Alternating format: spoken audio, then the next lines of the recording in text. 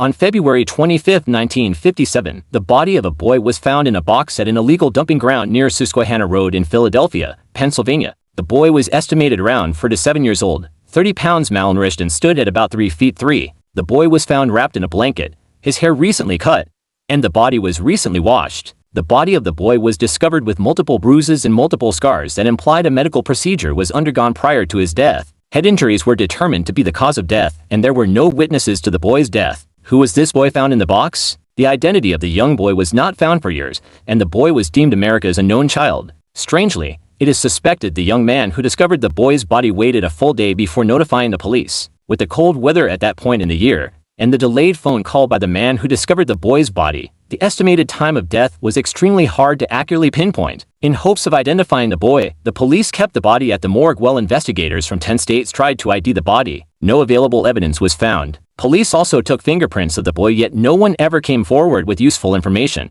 The Philadelphia Inquirer sent over 4,000 flyers of images of the boy at courthouses, police stations, and post offices all over the country. The American Medical Association sent out a description of the boy, but to no avail. The box of which the boy was found contained a serial number, which pointed to the shipment of a bassinet, which was traced back to a Jeek Penny store 15 miles away. Eerily, before the boy in the box, the store had shipped 12 of these boxes of bassinets. However, all of the purchasers paid in cash, leaving no record. 8 of the purchasers came forward to police saying they still had the box or had put the box out for trash collection. Police were able to determine that the box was shipped to Upper Darby, Pennsylvania. The blanket that the boy was found in was examined by the Philadelphia Textile Institute, which predicted that the blanket was made either in Granby, Quebec, or Swannanoa, North Carolina. Though, it was hard to tell where this blanket was purchased since thousands of these blankets were made and sold. The investigation of the blanket led to a dead end. The scene of the boy's discovery was combed over and over again by 270 police academy recruits who discovered a child's scarf, a man's white handkerchief, and a men's blue corduroy hat.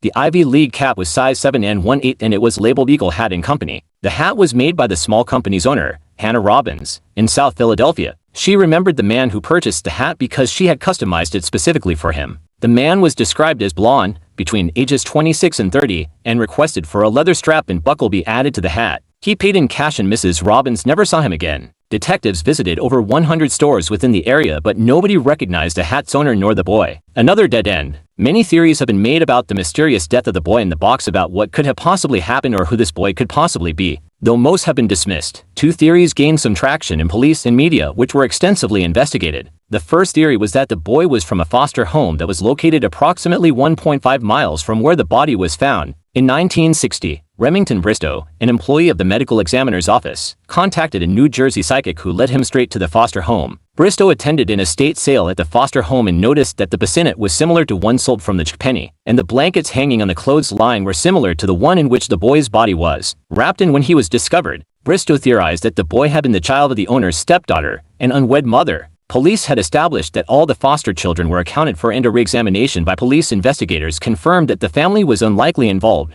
Police also interviewed the foster father and the stepdaughter. The foster home theory was eventually believed to be a dead end. The second theory, in 2002, a woman identified as M or Martha told investigators that the boy, said to be named Jonathan, had been purchased by her abusive mother from another family in 1954. Police considered her story but were hesitant by her testimony as she had a history of mental illness. It was said that the boy had been physically and inappropriately abused by her mother for 2.5 years. The boy was supposed to have thrown up his dinner and the mother had unalived him in a fit of rage. The boy was given a bath, during which he died. Newsweek reported that the story I'm told seems to be credible, as the remains of the boy's dinner were found in the boy's stomach post-mortem and the boy's fingers were found water-wrinkled or pruny. Martha's mother apparently forced Martha to assist her in dumping the boy's body in the Fox Chase area. Though Martha's confession was plausible, police were unable to verify her story. Even neighbors of Martha denied that there had been a young boy living there and stated that Martha's claims were ridiculous. Police therefore were unable to justify her claim. America's unknown child was an unidentified unaliving victim for decades, but a break in the case was finally made. On November 30, 2020, the Philadelphia Police Department announced that they have identified the boy through the use of genetic testing and investigative genetic genealogy. Sources provided by these tests proved that the boy was the child of a prominent family in Delaware County, Pennsylvania.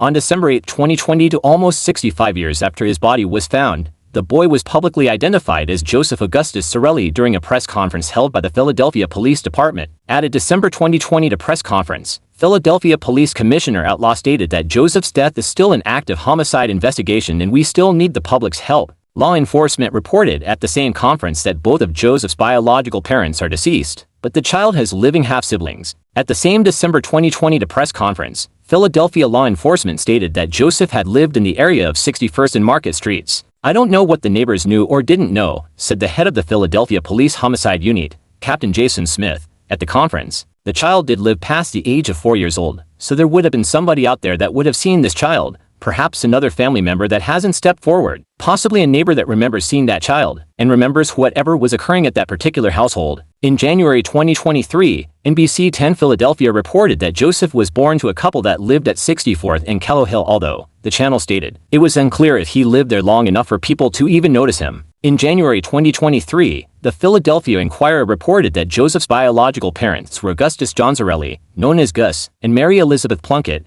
known as Betsy.